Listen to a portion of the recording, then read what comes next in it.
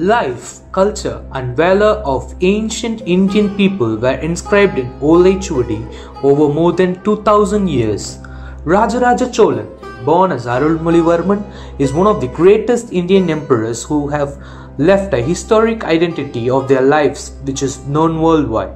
After 15 years of regime by Uttama Cholan, Rajaraja Cholan took charge democratically to rule over the Chola kingdom of medieval age. In South India's history, Chola's regime was lauded as the golden time. He showed his excellence in wars and battlefields, which made him sow his success flags in Sri Lanka and Kalinga using his navy force. He usually built Lord Shiva's temple in places that he conquers. Although he is powerful in politics and on battlefield, he intended to build a temple that can endure for centennial.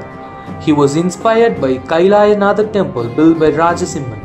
After getting advice from his guru Karurar, the temple was designed by architects Kunjaramallan and Rajaraja Perundachan. 130,000 tons of marble rocks were transported 69 miles using elephants from Nathamalai to Tanjavur.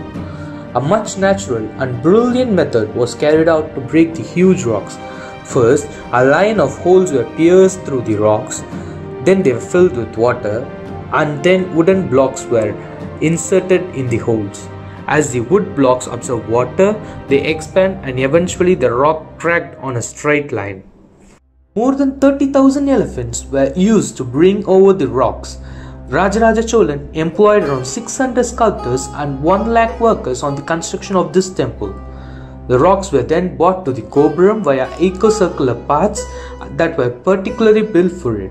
A specially made Vimanam, which was sculpted from a single holed rock that weighed around 81 tons, was brought to the Gopuram through a slanting route built from the head of the Gopuram to the land.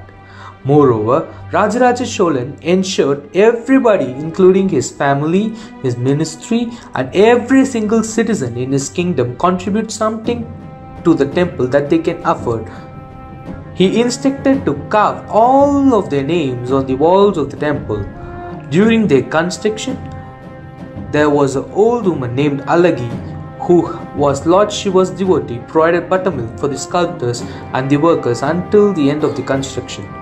To appreciate and honor that small contribution of hers, Rajaraja Cholan ordered to carve her name on the Vimanam, which was placed on top of the Gopuram. Rajaraja Cholan dedicated a huge Shivalinga in the temple, which portrayed his unconditional devotion to Lord Shiva. At the same time, he merged his love towards Tamil language by building the temple according to Tamil grammar. Yes, as there are 18 Mai Eluthukkal in Tamil, the bottom part of the temple was made exactly 18 feet between Lord Shiva's statue and the ground. Based on 12 Uyir Eluthukkal, he instructed to make a Shivalinga which is 12 feet high. Just as that, in Tamil there are 216 Uyir Mai Eluthukkal which he decided to depict in the Gopuram's height as 216 feet from the land. On the total Tamil letters, which is 247, the distance between the Shivalinga and the Nandi was planned and built in 247 feet. In this era, with all the sophisticated technology, it is pretty much easy to build all of these skyscraping buildings. But this temple, which was completed in 7 years without any modern technology, has passed thousands of years until now, proclaims the glory of our ancient Tamil legacy, and there is no doubt that this temple will endure for more centuries.